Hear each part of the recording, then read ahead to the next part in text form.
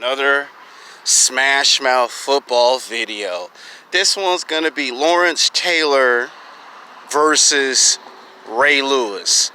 I know y'all probably spitting out your Pepsi, your Coca-Cola, your Mountain Dew, your Sprite, your 7-Up, your Coke 45, your apple juice, your orange juice, your water, your tea, your coffee, whatever it is that you drink, sparkle, sprinkling water. You're probably spitting that out. If you're hitting the weed or the blunt, you're probably spitting that out going, whoa, whoa, whoa, what Alexander just said? I said Lawrence Taylor, old school Lawrence Taylor, in his prime versus Ray Lewis.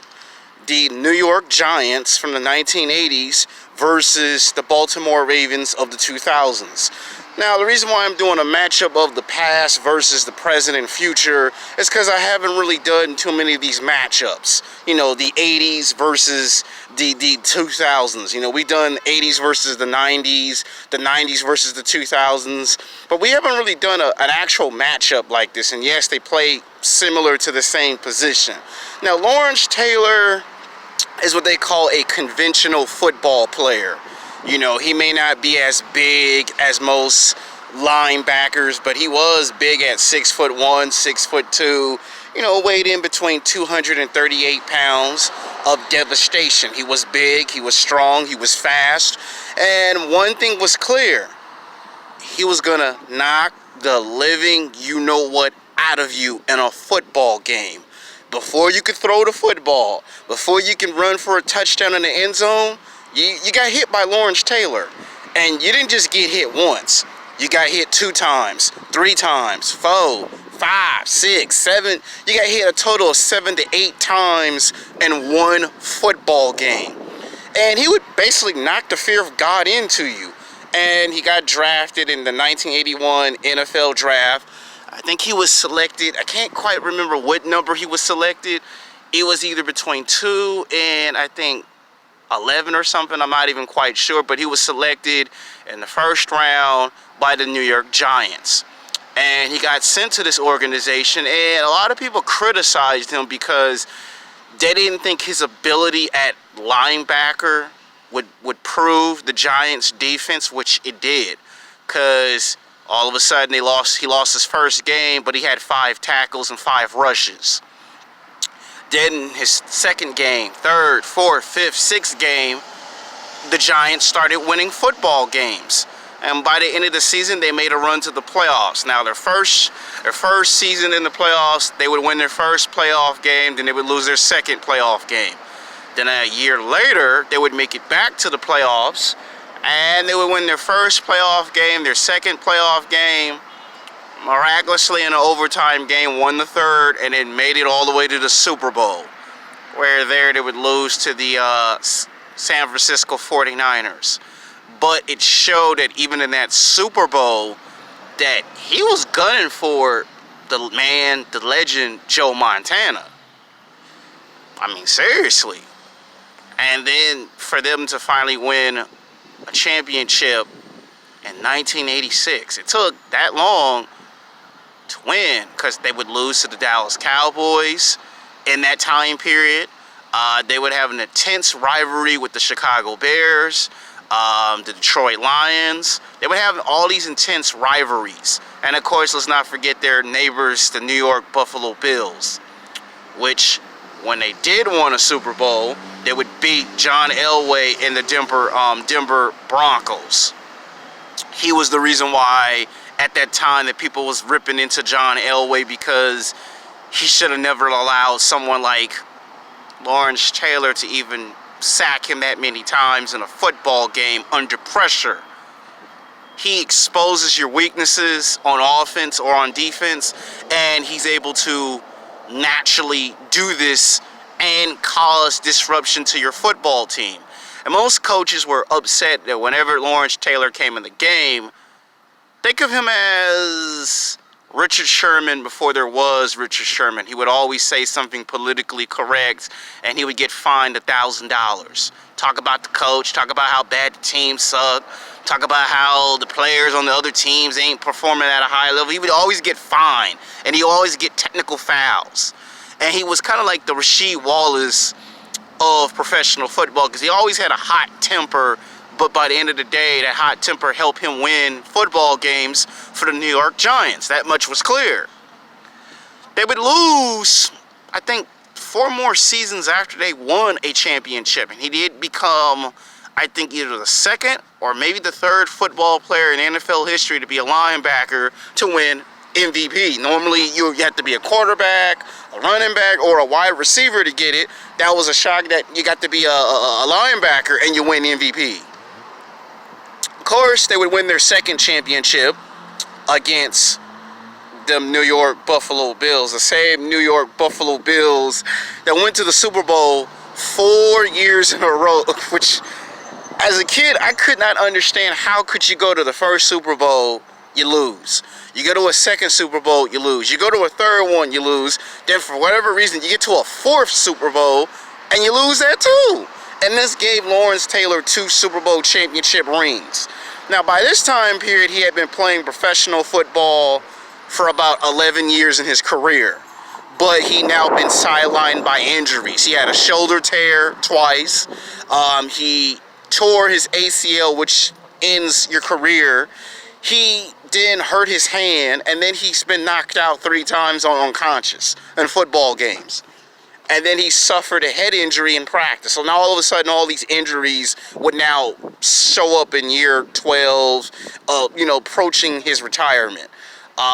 He tried to extend his football career, and then there were money issues, contracts. He would refuse to sign a 2-year extension if they didn't give him the money that he wanted. By this time period, he had a cocaine addiction. He was messing with prostitutes, strippers, porn actresses. He was showing late to practice. Then he would refuse to show up to practice, only wanted to play in the football games. Got suspended a couple of times, got fined, and even entertained the idea of not playing in the first quarter or in the second quarter, only doing it when he see necessary to win the football game. Began to have problems with him towards the end of his career because he just was messing with those drugs. He had a cocaine addiction. He would show up for the football game, he would play the first 2 quarters, and then the third and the fourth quarter, you just couldn't find him. And I used to say, what's wrong with this guy? I mean, Lawrence Taylor is like the Incredible Hulk on the football field. Guys that were afraid to go into the football game because they was afraid of Lawrence Taylor. And when they saw he wasn't in the game, they got a little excited, and then when they saw him in the game, they would pee in their pants, and they would run off the football field and didn't want to play no more. And that fear was gone towards the end of his football career. And by the time we approached 1993, the Giants made one last attempt, one last push to make it to the playoffs, which they would get eliminated either the first or second playoff game, and this showed that they just couldn't perform. I mean, they had 3 coaches fired in that time period. They traded players, and he was getting too slow, too old. And the same thing he used to do to football players, he would just get hit. He would get injured. He would get hit, and he got a taste of his own medicine. He eventually got out of rehab, cleaned himself up, and then when they did the movie Any Given Sunday, even though he was in his late 30s going into his early 40s, he showed that even at that level, he still could play his position, but you could also still see that he was a flash of what he once was from his earlier days. And it took a while for them to get into the Hall of Fame. There was even controversial, should he have gotten to the Hall of Fame or not gotten to the Hall of Fame, but he got into the Hall of Fame. It's just a shame that towards the end of his career, he couldn't have stretched it out. He could have played 15, 20 years if he would have just stayed clean and stay away from the drugs. He would have had a longer career at linebacker. But you see he chose what he chose, and you see what the end result was. He wrote some books, popped up in some movies and television shows, popped up in some commercials. Every now and then came and saw some of the new generation players, which he did see a lot of these new players. Now, as for Ray Lewis, he got drafted in the 1999 NFL draft and was selected overall first round or second round pick by the Baltimore Ravens. And when he got there, he wanted to learn the rich tradition history, which he did. Now, when he got there in '99, it was unheard of for him to be a middle linebacker and for him to be doing what he was doing. They thought he was a little too big for that because he was like 6'2", 6'3", 240, 250, somewhere around in there. And he was bigger, stronger, faster. And he would hit guys at the start of the football game. I mean, as soon as the referee blew the whistle, and before you could even say hut 42, you got knocked out by Ray Lewis. You didn't even get a chance to throw the football. And these guys basically deemed him as the second coming of Lawrence Taylor because there were similarities. Both are aggressive. Both were big, strong, and fast for guys of their size. Both will hurt your quarterback as soon as they get a chance to. Both ain't gonna make no bones about it. They're gonna knock you out on the football field. And then afterwards, apologize after the football game for knocking you out. And he would hit you a total of 10 times in a game.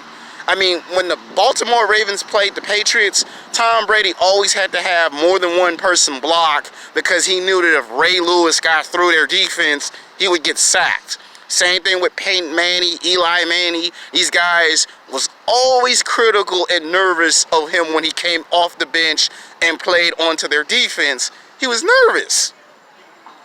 And this showed his reputation. And on their way to winning the championship, which, you know, it was the year 2000, and he won his first Super Bowl championship. Because, I mean, he came in 1996, my bad, 96. Scratch 1999, he was drafted in 1996. So 96, 97, 98, 99, for 4 years, they were winning football games, and for 4 years, they made the playoffs. My bad, I forgot. I was thinking about another team. But my point is, he came in 1996, but for 4 years, they would make playoffs, and they would always get eliminated in the second or third round. They would always beat, you know, the Miami Dolphins. They would beat the Giants. They would beat the Buffalo Bills, the Detroit Lions. For 4 years, they would beat everybody else. But when it came to the Patriots, they lost to the Patriots. That was like in the year 2000. They would finally get to the Super Bowl, and they won. Now, as for 2001, the Baltimore Ravens had a chance to win back-to-back championships, but they got stumped and taken out by the Patriots, of course. And then 2002, he was injured. All of 2002 and 2003, he was injured for 2 years. 2004, they traded away some players, and it wouldn't be until 2007, 2008 where Ray Lewis was just battling injuries. It seemed like after he won his first Super Bowl, it seemed like nothing fit in Baltimore. It was like, okay, you bought in Deion Sanders. It made a quick surge. Deion Sanders left after 2 seasons, and Ray Lewis was furious. And then by the time we got to 2012, they beat the 49ers, and he won his second Super Bowl championship, which he was the veteran leader. And after winning 2 championships and played 16, 17 years of professional football, then he would retire after winning a Super Bowl. Now, we're not going to mention the Atlanta City incident, because after he won the championship, he went to the Atlanta City nightclub. There was a shootout. He accidentally killed someone. He claimed it was in self-defense, which it was, but he was being highly publicized and blamed for it. But my point is, he won 2 championships. He won an MVP at middle linebacker. He eventually went from linebacker to linebacker, and he showed that he could play at 3 different positions. But after playing 15, 16, 17 years of professional football, even towards the end of his career, he still could play with younger players. He still could come knock your quarterback out and still cause disruption, which he did to that 49ers defense in the 2012 Super Bowl.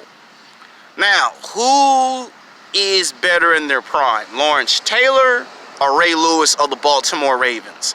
Now, Lawrence Taylor in his prime played about 13 years.